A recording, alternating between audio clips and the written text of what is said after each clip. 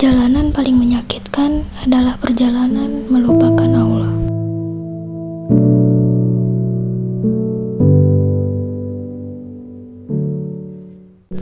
Nah, itu dia quotes yang paling saya suka dari buku yang akan saya review kali ini.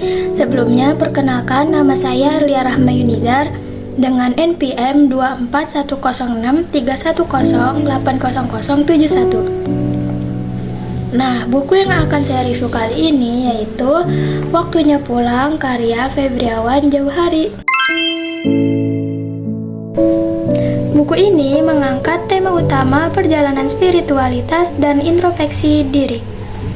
Penulis menekankan bahwa betapa pentingnya kita untuk selalu sadar bahwa kita hidup di dunia itu hanya perjalanan yang sementara dan akhirnya kita akan pulang kembali kepada Allah. Buku ini banyak sekali menggambarkan betapa seringnya manusia terjebak dalam kesibukan duniawinya dan lupa akan hakikat dan tujuan akhir hidupnya. Meskipun buku ini banyak berupa refleksi dan perenungan, tetapi penulis mampu menggambarkan konflik batin yang realistis. Tokoh-tokoh dalam buku ini, baik yang nyata maupun representasi dari pengalaman hidup, mampu menggambarkan bagaimana kita seringkali berjuang melawan ego, ambisi, dan juga nafsu duniawi hingga akhirnya kita tersadar bahwa kita hidup di dunia ini itu hanya sementara.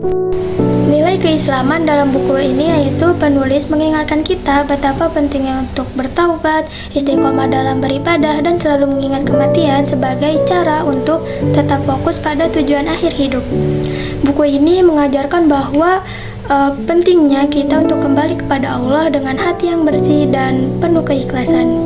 Kelebihan buku ini menurut saya yaitu kemampuan penulis dalam menyentuh pembacanya di setiap babnya.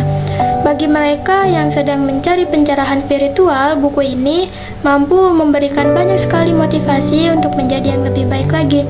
Sementara bagi mereka yang sedang terjebak dalam urusan duniawi, buku ini dapat menjadi pengingat betapa pentingnya kita untuk introspeksi diri dan taat kepada Allah.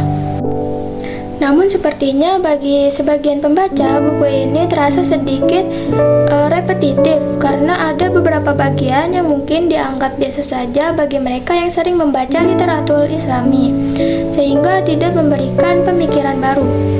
Tetapi secara keseluruhan, menurut saya, buku ini sangat sekali bermanfaat dan memberikan banyak sekali motivasi. Dan yang paling saya suka dari buku ini adalah bab tentang cahaya yang dipadamkan, karena sebagai pelajar saya merasa sangat relate dengan apa yang ada di bab tersebut, terutama saat saya sedang terjebak dalam urusan duniawi. Buku ini sangat mengingatkan saya untuk kembali kepada Allah dan termotivasi untuk menjadi lebih baik. Berikut akan saya bacakan bab cahaya yang dipadamkan dari buku Waktunya Pulang karya Febriawan Jauhari. Cahaya yang dipadamkan. Kenapa orang-orang soleh khusus sekali dalam melaksanakan ibadah? Bahan bakar apa yang mereka gunakan untuk mendekatkan diri kepada Allah? Jawabannya sangat sederhana, yaitu ilmu. Ketika kita berkenalan dengan seseorang, semakin dekat, kemudian semakin dekat, maka nanti akan tampak baik dan buruknya orang tersebut. Jika memang baik, semakin kita mengenalnya, semakin kita dibuat kagum olehnya. Tetapi jika ternyata buruk, semakin kita mengenalnya, maka semakin kita tahu kebusukannya. Lantas, bagaimana dengan seseorang yang mengenal Tuhannya? Semakin banyak ilmunya tentang Allah, maka tentu saja akan semakin jatuh cinta ia kepada Allah, sebab memang Allah adalah zat yang maha sempurna. Kecintaannya kepada Allah ini akan membawanya kepada keberkahan hidup. Allah akan memberikan ia pertolongan untuk mengerjakan ibadah dan menyelesaikan masalah-masalah yang dihadapinya. Lalu, bagaimana dengan seseorang yang mengenal iblis? Semakin banyak ilmunya tentang iblis, maka semakin ia paham kebusukannya, lantas ia pun bergegas pergi menghindar. Juga bagaimana dengan seseorang yang mengenal seluk-beluk maksiat dan dosa? Semakin banyak ilmunya tentang maksiat, semakin ia merinding, takut jika terperosok ke dalamnya, lantas dimusuhi oleh Allah, penduduk langit, dan juga penduduk bumi. Lihatlah, ilmu membuat seseorang bisa membedakan mana yang salah dan mana yang benar. Ilmu adalah timbangan kehidupan. Lantas, bagaimana dengan seseorang yang terhalang dari ilmu? Dengan apa ia menimbang mana yang baik dan mana yang salah? Katakanlah, adakah orang-orang yang mengetahui dengan orang-orang yang tidak mengetahui? Sesungguhnya, orang yang berakal lah yang dapat menerima pelajaran firman Allah dalam Quran Surat Az-Zumar ayat 9. Malang sekali bukan dengan orang yang terhalang dari ilmu? Jika ilmu adalah cahaya, maka maksiat adalah kegelapan. Bagaimana mungkin cahaya dan gelap dapat bersatu? Tahukah kamu apa yang lebih menyedihkan daripada orang yang memaksiati Tuhannya? Adalah orang-orang yang bermaksiat sedangkan ia dalam keadaan berilmu. Ia paham hukum-hukum Allah, bahkan bermajelis dengan para ulama. Bukankah ini sama saja dengan menantang Allah?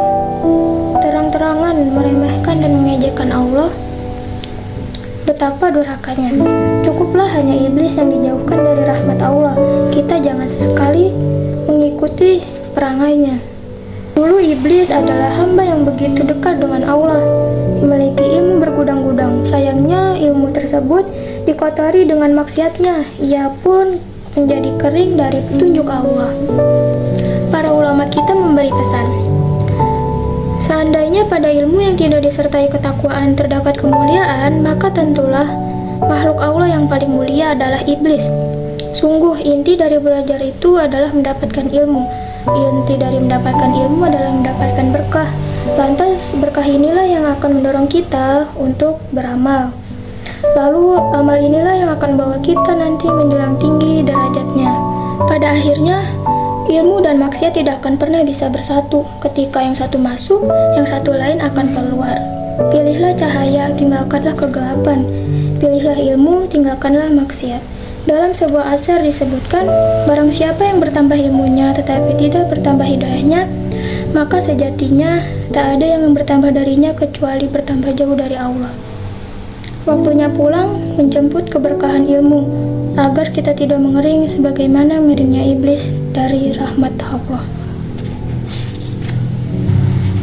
Ia hidup di surga bergaul bersama malaikat, menyaksikan banyak kekuasaan Allah, tapi semua ini tak juga membuatnya insaf. Terkutuklah sang iblis. Sungguh ilmu tanpa takwa hanyalah kekeringan dan kebinasaan. Nah, secara keseluruhan menurut saya buku ini sangat sekali layak dibaca bagi kalian yang sedang mencari arti dari kehidupan dan ingin memperbaiki hubungan kalian dengan Allah Subhanahu wa Ta'ala. Sekian yang bisa saya sampaikan, kurang lebihnya mohon maaf. Wassalamualaikum warahmatullahi wabarakatuh.